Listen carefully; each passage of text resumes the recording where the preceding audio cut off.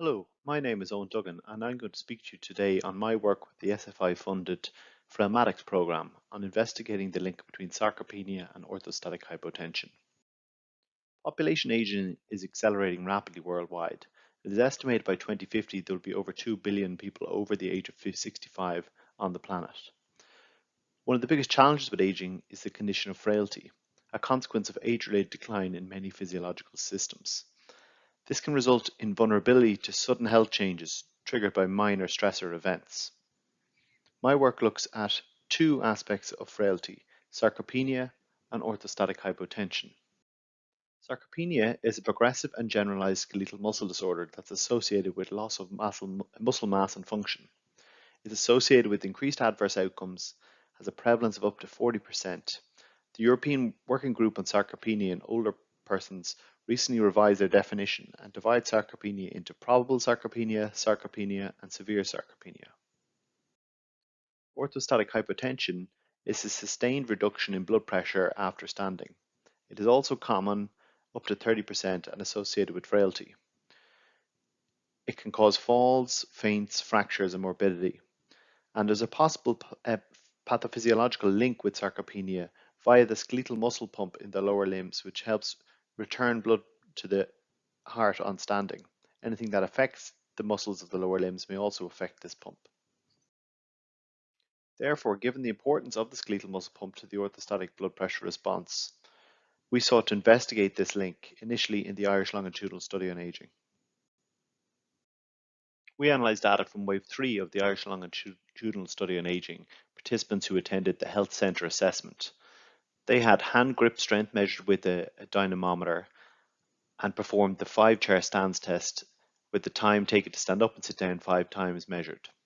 From this, probable sarcopenia could be determined as per the European cutoffs, with anyone who took more than 15 seconds on the 5-chair stands test or had a grip strength of less than 27 kgs for men or 16 kgs for women being determined as probable sarcopenia. The blood pressure response to standing was measured with a continuous beat-to-beat blood pressure monitor in the active stand protocol, where participants lay flat for 5 minutes, stood quickly and remained standing quietly for 3 minutes. To assess the effects of probable sarcopenia by both the hand grip strength and 5-chair stands criteria on the blood pressure response to standing, multi-level mixed effects models were used.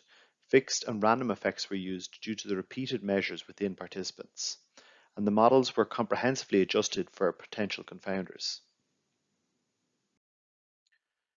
Over 2,800 participants' data was analysed. Compared to those who were not sarcopenic, those who met the hand grip strength criteria for probable sarcopenia tended to be older, more likely to be female, of shorter stature, lower weight, higher prevalence of diabetes, were more likely to be on cardiovascular and psychotropic medicines, and had a higher prevalence of fear of falling.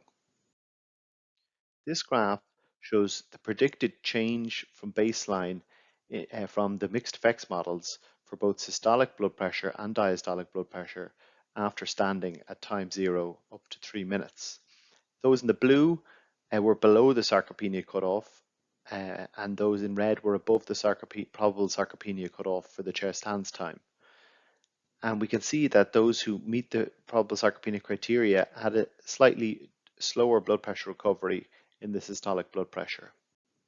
When we look at the hand grip strength, those who met the criteria for probable sarcopenia by hand grip strength criteria had a significantly delayed blood pressure recovery in both systolic blood pressure and diastolic blood pressure when compared to those who were not probable sarcopenic by the hand grip strength criteria. So probable sarcopenia had a significant association with delayed blood pressure after standing. The hand grip strength defined probable sarcopenia had twice the effect of that defined by the 5-chair stands test time. This delayed blood pressure recovery and resultant orthostatic hypotension puts participants at a risk of falls and fractures. It's important as it's a potentially modifiable risk factor, and it underlines the importance of looking for sarcopenia and measuring grip strength clinically. We are limited, however, in this study in that Tilda had no direct measure of muscle mass, and we can only therefore state probable sarcopenia. To this end, Frailmatics is recruiting a clinical cohort in which muscle mass will be directly measured. Thank you for listening.